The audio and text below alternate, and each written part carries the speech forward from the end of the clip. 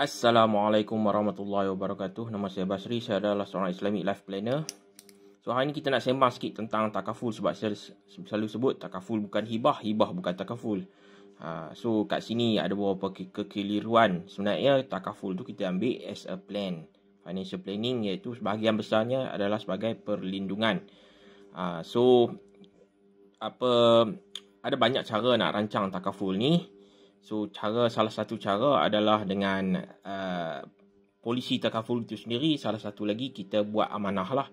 So polisi takaful tu kita absolute assignment kan kepada trustee dan kita tulis surat ikatan amanah. Tapi sekarang ni kita nak tengok apa jalan terbaik tanpa buat surat ikatan amanah. The basic plan yang kita nak buat melalui polisi takaful. So kita akan ambil ringkas tentang produk FWD, iaitu Invest First. Invest First FWD lah kan. So Invest First ni dia adalah biasalah investment link takaful lah. Investment link ni maksud dia kita beli saham, kalau kata kita minat dengan fund tu, unit trust tu kita beli, dan bahagian dia akan tolak lah charge takaful tu. So you boleh pilih matang dia 60, 70, 80. So Invest First ni kita boleh buat sebagai retirement, kalau kita buat top up, ataupun kita boleh buat sebagai education planning lah kan. Kalau tu dalam top up. So dia punya basic plan dia, Invest First ni basic plan, contoh bila kita ambil basic plan Invest First, kita akan ada manfaat kematian. Contoh dia ambil 1 million, 1 juta manfaat kematian. Dia ada manfaat kematian dan dia ada manfaat TPD dan manfaat terminal illness. Ini basic plan dia. Dia ada rider kan. Dia ada rider tu. Tapi dia sekarang bila kita ambil basic plan, kita dapat 3 benda, iaitu manfaat kematian, manfaat TPD dan manfaat terminal illness. So masing-masing bernilai 1 juta lah. Kan, manfaat TPD pun 1 juta, manfaat terminal illness pun 1 juta. Okay, so you boleh tambah lah sini. Contoh rider dia top up. Kan, top up ni maksud dia you nak buat saving untuk persaraan ataupun untuk you punya children education. Satu lagi you boleh tambah medical card kan, medical card kan. Ni untuk termasuklah family plan lah, termasuk sekali dengan family plan. You boleh tambah dalam ni, walaupun polisi ni atas nama you seorang, tapi you boleh tambah medical card termasuk dengan family you sendiri. So you boleh tambah lagi rider critical illness. So 35 lah, sebab manfaat terminal illness dah ada sini kan. 35 critical illness plus waiver lah kan. Okay, saya nak cerita sebelum kita masuk rider. Ini basic plan dia. Kita ambil 1 juta, kita dapat 3 manfaat ni. Manfaat kematian, dia boleh dibuat penamaan wasi. Wasi ni apa dia? Kita bagi dia amanah untuk bayar hutang, urus kos takbiran pusaka, kos pusaka, and then baki tu terpulang lah kan, sama rata atau faraid lah kan. So dekat FWD, kelebihan dia, kita ambil 1 juta. Contoh kita ada hutang 500,000, kita boleh letak penama wasi 50%. Lagi satu penamaan hibah, kita letak 50%. Jadi kat sini orang yang dapat wasi tu dia bayar hutang, dia uruskan kos pusaka. Baki tu dia kena bincang lah dengan waris farid. Lagi 50% tu yang penerima hibah ni dia tak perlu buat apa-apa, sebab hibah ni hadiah kan. Itu yang kita rancangkan. Cuma benda dua ni pengganti pendapatan. So beza dengan company lain. Contoh dia accident jadi TPD. Dia claim 1 juta, masuk ke mana? Akaun pemegang polisi lah. Akaun owner polisi. Dia sebab dia jadi TPD. Tapi TPD ni tak membatalkan orang kata polisi Invest First ni. Ini kelebihan dia. Kalau kata you ambil dekat company lain, 1 juta juga, mungkin bayar umur 30, kita kata RM200. Company lain pun lebih kurang juga. Kan? Tapi bila you claim TPD, habislah you punya polisi tu. Tapi dekat FWD, bila you claim TPD, dapat dekat dia 1 juta, polisi ni dia waive sampai umur 60, 70 atau 80. Maknanya manfaat kematian tu still ada. Manfaat terminal illness tu still ada. So yang ni je yang dapat. Ada lagi baki. So dia akan waive, tak perlu bayar dah. Cuma bahagian rider ni sajalah. Rider ni dia kena sendiri tambah lah tiap-tiap bulan kan. Tapi dia boleh cancel kemudian.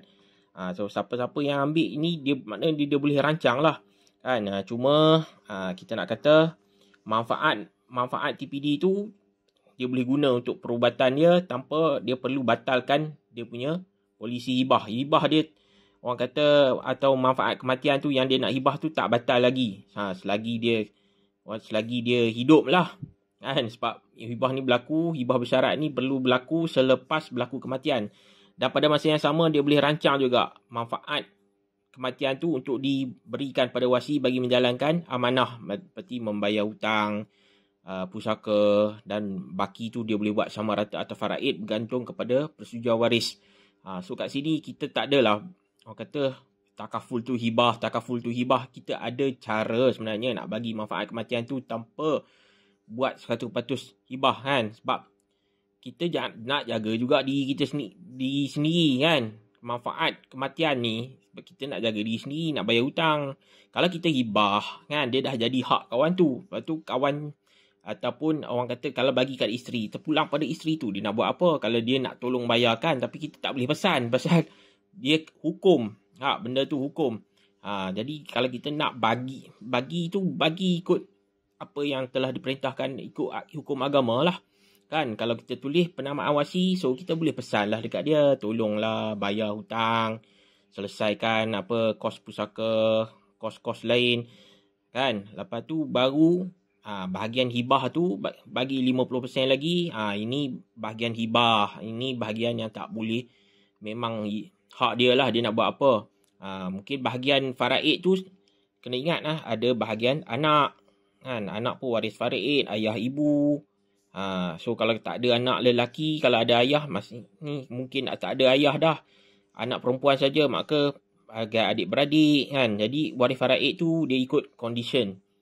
Condition tak semestinya adik-beradik. Selagi ada anak lelaki, selagi ada ayah, adik-beradik bukan waris faraid. So adik-beradik ni waris faraid gantian. So gantung kepada keadaan tu. Jadi bila isteri tu dapat, kena ajarlah kat dia.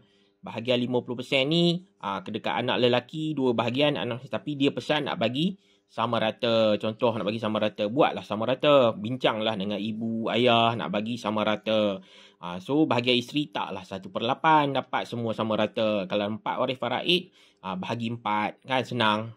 Sebenarnya benda faraid ni dia ada takharush. Takharush ni maksud dia melepaskan bahagian masing-masing mengikut persetujuan. So dia bukannya kata Islam tu jenis orang kata ni kena faraid. Dia ada bahagian ni, tapi yalah banyak ejen takaful dia tak ada ilmu. Bila tak ada ilmu dia cakap lah macam tu kan. Hibah ni kita nak bagi terus kat dia kan, tak ada syarat-syarat dah sebab ikhlas kan. Harta tu kalau tak berlaku kematian, tak adalah hibah tu kan. Yang ada orang kata kalau kata dia claim pun, manfaat pengganti pendapatan tu tetap berjalan.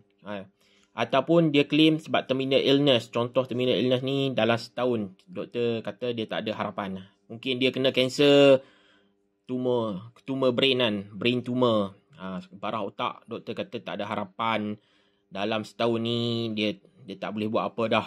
Tapi dengan duit 1 juta tu mungkin dia ada alternatif. Contoh dekat Malaysia tak boleh buat dah, tapi mungkin dekat Thailand dia boleh pergi buat perubatan ganja kan, guna dadah. Dan bila dia guna heroin, dia punya penyakit tu sembuh. Tak ada masalah. Janji doktor kata dia tak ni tu rezeki dia lah, dia dapat. Dan dia punya ni, kalau kata dia ambil critical illness pun sama, sini adalah additional. Bukannya orang kata dia akan membatalkan polisi. So kita macam mana kita nak tahu? So setengah company dia tulis itu manfaat death /TPD/CI.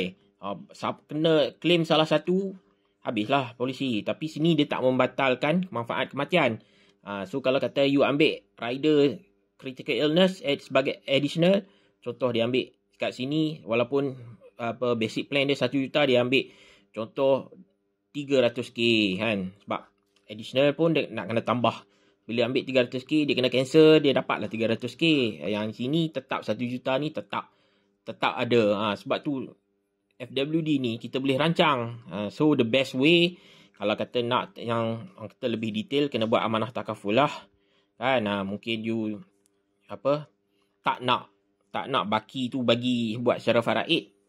You just nak orang kata bayar hutang. Lepas tu baki tu semua nak bagi dekat isteri. Tapi dia adalah amanah. So you boleh bagi arahan dalam ni. Dalam amanah takaful ni, bagi dekat siapa, bayar dekat siapa, kan, apa dia perlu buat, ni untuk siapa, ni boleh, semuanya boleh melalui amanah takaful. Sebab tu saya tak jual hibah. Saya rancang takaful tu sebab saya adalah perancang harta Islam.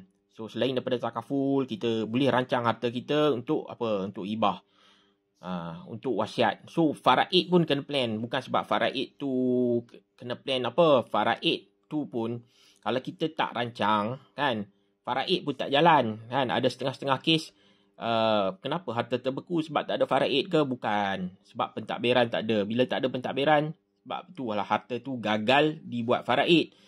So dia kena dapatkan surat kuasa. Nak buat hibah pun kena ada surat kuasa, nak buat faraid pun kena ada surat kuasa. Jadi kita rancang untuk macam mana nak dapatkan surat kuasa tu. Bukan sebab kita nak buat faraid, bukan sebab kita nak buat hibah. Tapi yang detail tu kita boleh buat semua. So kalau kita nak buat hibah, kena cari orang yang mahir. Kena cari orang yang mahir, yang faham hukum hibah tu apa, hukum harta pencarian tu apa. Dan dari segi agama tu satu, dan dari segi undang-undang bolehkah dilaksanakan. Contoh tanah Rizab Melayu, kan, isteri dia mu'alaf, bukan Melayu. So dia tak boleh lah nak hibah pada isteri, kan. Bila jadi macam tu, apa dia punya function? Dia boleh buat amanah, kan. So dia lantik pemegang amanah, kan. Selagi mana isteri ni masih hidup, isteri tu akan berhak menikmati lah tanah tu, rumah tu. Tapi lepas dia mati, benda ni akan jadi diberikan kepada siapa. Itulah tugasnya kita buat amanah apa semua. Bukannya hentam kromo ambil takaful.